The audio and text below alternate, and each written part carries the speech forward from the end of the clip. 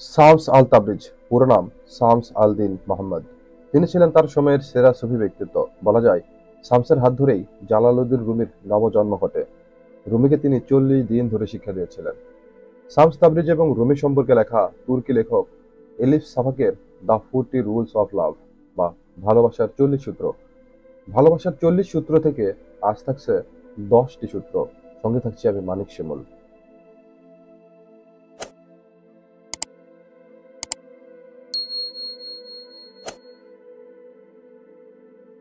প্রথম সূত্র: আমরা যেভাবে খোদাকে দেখি তা আমাদের নিজেদের প্রত্যক্ষ প্রতিচ্ছবি। খোদার মুখোমুখি হওয়ার চিন্তা যখন মনে আসে, তখন যদি ভয় আর তিরস্কার পাওয়ার কথা মনে হয়, এর অর্থ আমাদের ভিতরে খুব ভয় এবং দোষ রয়েছে। আর যদি খোদার স্মরণে মন ভালোবাসা ও মমতায় পূর্ণ হয়ে যায়, আমাদের অবস্থাটাও তখন ওই রকম। দ্বিতীয় সূত্র: যে প্রেমের সন্ধান করে সে ব্যক্তি বদলে যায়। প্রেমের সন্ধান করতে করতে একজন মানব পরিণত হয়। যে মুহূর্ত থেকে কেউ প্রেমের সন্ধানে বের হয়, এটা তার ভিতরে এবং বাইরের পরিবর্তন ঘটায়। তৃতীয় সূত্র: বিশ্বের প্রতিটি বস্তু আর প্রতিটি মানুষের ভিতর দিয়ে তুমি খোদাকে অনুধাবন করতে পারবে, কারণ খোদা কোনো মসজিদ, সিনাগগ কিংবা চার্চের মধ্যে সীমাবদ্ধ নন। তারপরও তুমি যদি জানতে চেষ্টা করো তিনি আসলে কোথায় আছেন, তার সন্ধান পাওয়ার কেবলমাত্র একটি জায়গা রয়েছে, সেটি হচ্ছে সত্যিকারের প্রেমিকের অন্তর। চতুর্থ সূত্র: বুদ্ধিমত্তার ভালোবাসা ভিন্ন বস্তু দ্বারা গঠিত। বুদ্ধি মানুষকে গিঁটে বেঁধে রাখে, কোনো ঝুঁকিই নেয় না, কিন্তু ভালোবাসা সকল জটিলতা নিরসন করে আর সব রকম ঝুঁকিই তা নিতে পারে। বুদ্ধি সর্বদা সতর্ক থেকে পরামর্শ দেয়, খুব বেশি উচ্ছ্বাস থেকে দূরে থাকো। অন্যদিকে ভালোবাসা বলে, কোনো কিছু চিন্তা না করেই ঝুঁকি নাও। বুদ্ধি সহজেই ভেঙে পড়ে না, অন্যদিকে ভালোবাসা অনায়াসে নিজেকে ধ্বংসস্তূপে পরিণত করতে পারে। অথচ ধ্বংসস্তূপের মাঝে ধন ভাণ্ডার লুকিয়ে রয়েছে। একটি ভাঙ্গা হৃদয় সেই ধন ভাণ্ডার গোপন করে রাখে। পঞ্চম সূত্র: বিশ্বের বেশিরভাগ সমস্যা ভাষাগত ভুল এবং সাধারণ ভুল বোঝাবুঝি থেকেই তৈরি হয়। কখনো শব্দকে আক্ষরিক অর্থ বা তার সরাসরি মর্মার্থ হিসেবে নেবেন না। আপনি যখন ভালোবাসার বলয়ে পা রাখেন, শব্দ নিজ থেকেই অচল হয়ে যায়। যা কোনো শব্দের মাধ্যমে প্রকাশিত হয় না, তা একমাত্র শুধু নীরবতার মাধ্যমেই উপলব্ধি করা যায়।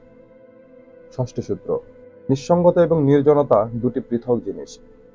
তুমি যখন নিঃসঙ্গ, আমি সঠিক পথে আছি এই বিশ্বাসে নিজেকে বিভ্রান্তির জালে ফেলা খুব সহজ। নির্জনতা আমাদের পক্ষে আরো ভালো, কারণ এর অর্থ একাকিত্ব বোধ না করে একা থাকা। কিন্তু প্রকৃতপক্ষে তোমার আয়না হবে এমন কোনো ব্যক্তির সন্ধান করা সবচেয়ে ভালো।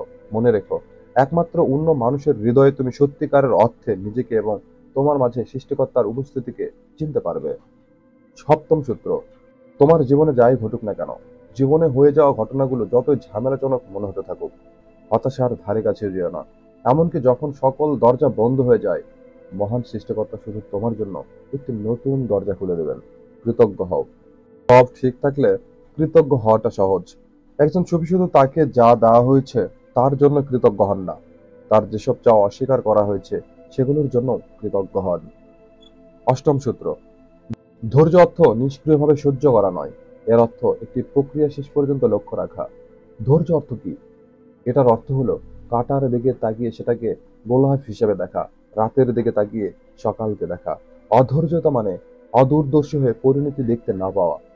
খোদা প্রেমীদের ধৈর্য কখনোই শেষ হয়ে যায় না, কারণ তারা জানেন অর্ধ চন্দ্রকার চাঁদ পূর্ণ হওয়ার জন্য সময়ের প্রয়োজন।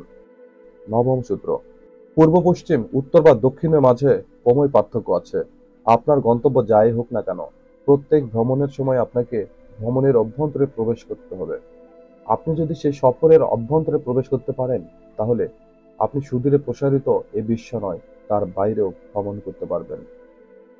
দশম সূত্র: ধাত্রী জানে যখন কোনো ব্যথা নেই, বাচ্চা বের হওয়ার দ্বার উন্মোচন হয় না, আর মাও জন্ম দিতে অপারগ। সেজন্য নতুন সত্তার জন্ম হতে হলে কষ্টের প্রয়োজন। শক্তিশালী হওয়ার জন্য মাটির যেমন তীব্র উত্তাপের মধ্য দিয়ে যেতে হয়, ভালোবাসা কেবল বেদনায় নিখুঁত হতে পারে।